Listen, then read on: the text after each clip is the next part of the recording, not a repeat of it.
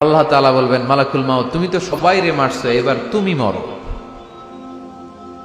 এবার তুমি মরো, তুমি মরো। শোনার সাথে সাথে মালাকুল মাউতের কাঁপুনি ছুটে যাবে, খিঁচুনি এসে যাবে ভয়ে। আল্লাহ বলবেন, কাঁপুনি দিয়ে তো লাভ নাই, কারণ কুল্লু নাফসিন যায়িকাতুল। রাব্বুল আলামিন বলবেন, মালাকুল মাউত কেঁদো না, এটাই দুনিয়ার বিধান, আমি আল্লাহর দেয়া বিধান, এটাই জন্মালেই মরতে হয়। যাও, জান্নাত জাহান্নামের মাঝখানে একটা জায়গা আছে, জায়গাটার নাম হলো আরাফ। এই আরাফের মধ্যেখানে যে দাঁড়াও, ওখানে যে মালাকুল মাউত কাঁপতে থাকবে। মালাকুল মাউত বলবে, আল্লাহ সৃষ্টি শুরুতে যদি জানতাম, সৃষ্টি শুরুতে যদি জানতাম সবাইকে মৃত্যুদান করার পরে, রূহ কবজ করার পরে আমাকেও মরতে হবে, তাহলে এই কঠিন দায়িত্বের ব্যাপারে আপনার কাছে ক্ষমা চাইতাম। আজকে আমারও যে ভাগ্য বরণ করে নিতে হবে সৃষ্টির শুরুতে, আমি এটা কল্পনাই করতে পারি নাই। আল্লাহ বলবেন, নো টক, মুত ইয়া মালাকাল মাউত, মর, মরে যা, মুত, মরে যাও। বলার সাথে সাথে মালাকুল মাউত এক বিকট চিৎকার হাঁকিয়ে মরে যাবে। মালাকুল মাউতের চিৎকারটা সেদিন এত ভয়ঙ্কর হবে, বিষ্ণু ঈসা ইসলাম বলেন, ওই চিৎকারের আওয়াজ যদি পৃথিবীর মানুষেরা কান দিয়ে শুনতে পেত, তাহলে কিয়ামত সংগঠিত হওয়ার জন্য আলাদা করে ইসরাফিলের সিঙ্গার প্রয়োজন হতো না। ওই চিৎকারের আওয়াজেই প্রতিটা মানুষ কানের পর্দা ফেটে ওই জায়গায় লাশ হয়ে পড়ে যেত। এই পৃথিবী থাকার জায়গা নয়। কিয়ামতের সময় আল্লাহ তাআলা মালাকুল মাউতকে বলবেন, সবার রূহ কবজ করে ফেলো, সবার, কেউ থাকবে না, সবার রূহ কবজ হয়ে যাবে। আল্লাহ মালাকুল মাউতকে বলবেন, মালাকুল মাউত কি অবস্থা? বলবে, সব শেষ। মাইয়াবকা, কে বাকি? মালাকুল মাউত বলবে, জিনেরা বাকি, যাদেরকে দেখা যায় না। আল্লাহ বলবেন, জিনদেরকেও শেষ করে ফেলো, রূহ কবজ করো। মালাকুল মাউত আজরাইল জিনদের রূহ কবজ করবে। আল্লাহ এবার জিজ্ঞেস করবে, ইয়া মালাকাল মাউত আখবিরনি মাইয়াবকা, এবার বলো আর কে বাকি? মালাকুল মাউত বলবে, আল্লাহ মানুষগুলো সব শেষ, জিনগুলাও শেষ, এবার বাকি ইবলিস শয়তান, ইবলিসরেও শেষ করো, ইবলিসও শেষ। আল্লাহ আবার জিজ্ঞেস করবেন, ইয়া মালাকাল মাউতি মাইয়াবকা, আর কে বেঁচে আছে বলো? মালাকুল মাউত বলবে, আল্লাহ আপনার কথা অনুযায়ী পৃথিবীর সব মানুষের রূহ কবজ করলাম, সব জিনদের রূহ কবজ করলাম, ইবলিসের রূহ কবজ করলাম, এখন আছে শুধু ফেরেশতারা। আছে কারা? যাও ফেরেশতাদের রূহ কবজ করো, ফেরেশতাদের রূহ কবজ হয়ে যাবে। এবার আল্লাহ জিজ্ঞেস করবেন, ইয়া মালাকাল মাউত আখবিরনি মাইয়াবকা। মালাকুল মাউত বলবে, আল্লাহ আপনার কথা মতো ধরে ধরে সব শেষ, ফেরেশতাও শেষ, চারজন ছাড়া। কয়জন ছাড়া? জোরে বলেন, কয়জন ছাড়া? ইসরাফিল, জিব্রাইল, মিকাইল, আজরাইল। আল্লাহ এই চারজন আমরা বাকি। আল্লাহ বলবে, যাও ইযহাব ইনতালিক ইলা জিব্রিল ওয়াকবাদ রূহা, জিব্রাইলের রূহ কবজ করো। ইযহাব ইলা ইসরাফিল ওয়াকবাদ রূহা, ইসরাফিলের রূহ কবজ করো। ইযহাব ইলা মিকাইল ওয়াকবাদ রূহা, রূহ কবজ করো। ওই তিন ফেরেশতাও শেষ। এবার আল্লাহ তাআলা জিজ্ঞেস করবেন, ইয়া মালাকাল মাউত আখবিরনি মাইয়াবকা, হে মালাকুল মাউত আর কে বাকি আছে বলো?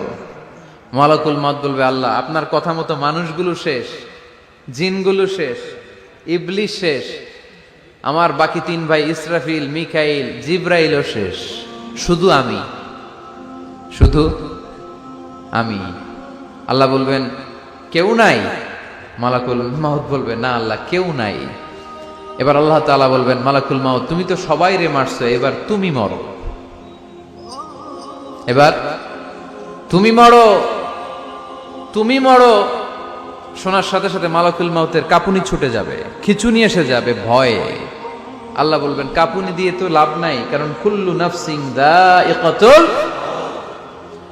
রাব্বুল আলামিন বলবেন, মালাকুল মাউত কেঁদো না, এটাই দুনিয়ার বিধান, আমি আল্লাহর দেয়া বিধান, এটাই জন্মালেই মরতে হয়। যাও, জান্নাত জাহান্নামের মাঝখানে একটা জায়গা আছে, জায়গাটার নাম হলো আরাফ। এই আরাফের মধ্যেখানে যে দাঁড়াও, ওখানে যে মালাকুল মাউত কাঁপতে থাকবে। মালাকুল মাউত বলবে, আল্লাহ সৃষ্টি শুরুতে যদি জানতাম, সৃষ্টি শুরুতে যদি জানতাম সবাইকে মৃত্যুদান করার পরে, রূহ কবজ করার পরে আমাকেও মরতে হবে, তাহলে এই কঠিন দায়িত্বের ব্যাপারে আপনার কাছে ক্ষমা চাইতাম। আজকে আমারও যে ভাগ্য বরণ করে নিতে হবে সৃষ্টির শুরুতে, আমি এটা কল্পনাই করতে পারি নাই। আল্লাহ বলবেন নো টক, মুত ইয়া মালাকাল মাউত, মর, মরে যা, মুত, মরে যাও। বলার সাথে সাথে মালাকুল মাউত এক বিকট চিৎকার হাঁকিয়ে মরে যাবে। মালাকুল মাউতের চিৎকারটা সেদিন এত ভয়ঙ্কর হবে, বিষ্ণু ঈসা ইসলাম বলেন ওই চিৎকারের আওয়াজ যদি পৃথিবীর মানুষেরা কান দিয়ে শুনতে পেত, তাহলে কিয়ামত সংগঠিত হওয়ার জন্য আলাদা করে ইসরাফিলের সিঙ্গার প্রয়োজন হতো না। ওই চিৎকারের আওয়াজেই প্রতিটা মানুষ কানের পর্দা ফেটে ওই জায়গায় লাশ হয়ে পড়ে যেত। এবার ডানে বায়ে সামনে পেছনে উপরে নিচে কেউ নাই, একজন ছাড়া। জোরে বলতে হবে তিনি কে? আল্লাহ তখন পৃথিবীকে একটা ডাক দিবেন, বলবেন ইয়া দুনিয়া আইনা আনহারুকি, এই পৃথিবী তোর নদীগুলো কোথায়? ইয়া দুনিয়া আইনা আশজারুকি, এই পৃথিবী তোর গাছগুলো কোথায়? বটতলা। ইয়া দুনিয়া আইনাল জিবাল, তোর বড় বড় মাউন্ট এভারেস্ট পাহাড়, আলাস্কা পর্বতমালা, আলপস পর্বতমালা, এগুলো কোথায়? তুর পাহাড় আজকে কোথায়? ইয়া দুনিয়া আইনাল মুলুক, রাজা বাদশারা কোথায়, যারা ক্ষমতার দাপটে পা জমিনে ফেলতে চাইতো না? আইনাল জাবাবেরা, অত্যাচারী স্বৈরা শাসকগুলো আজকে কোথায়? কোথায় আজকে? কোনো আওয়াজ নাই। আল্লাহ তখন হুঙ্কার দিয়ে বলবেন লিমানিল মুলকুল ইয়াউম, who belongs the kingdom today. আল্লাহ চিৎকার দিয়ে বলবেন আজকে ক্ষমতা কার? আওয়াজ করে বলেন সেদিন ক্ষমতা কার? আল্লাহ সেদিন প্রশ্ন করে নিজেই নিজের প্রশ্নের উত্তর দিবেন, লিমানিল মুলকুল ইয়াউমা লিল্লাহিল ওয়াহিদিল কাহ্হার। সেদিন ক্ষমতা দুনিয়ার কোনো রাজার নাই, কোনো বাদশার নাই, কোনো স্বৈর শাসকের নাই, কোনো সুলতানের নাই, কারো নাই। সেদিন ক্ষমতা চলবে একজনের, তিনি কে? তার নাম হচ্ছে রহমান। তার নাম কি? আরো জোরে বলেন কি নাম? এজন্য রহমান কারে বলে আজকে চিনতে পারছেন? তার দয়ার শেষ আছে? তার ক্ষমতার কোনো কুল কিনারা আছে? তার ধন ভান্ডারে কোনো কমতি আছে? এজন্য লা বিশাইইন মিন নিআমিকা রাব্বানা নুকাযযিবু ফালাকাল হামদ, we don't deny any of your mercy and blessings, all praises to you। আল্লাহ তোমার কোন নিয়ামতকে আমরা অস্বীকার করি না। আল্লাহ প্রথমে ধমক দিয়ে বলছেন এই মানব জাতি আর জিন জাতি, আমার কোন নিয়ামতকে অস্বীকার করবি? আমরা বলি কোনটাই অস্বীকার করি না। সকল প্রশংসার মালিক একজন, তিনি কে? আল্লাহর প্রশংসা জীবনে সব জায়গায় করতে রাজি আছেন? সবাই রাজি আছেন? কে কে রাজি হাত তুলে আল্লাহর দেখান।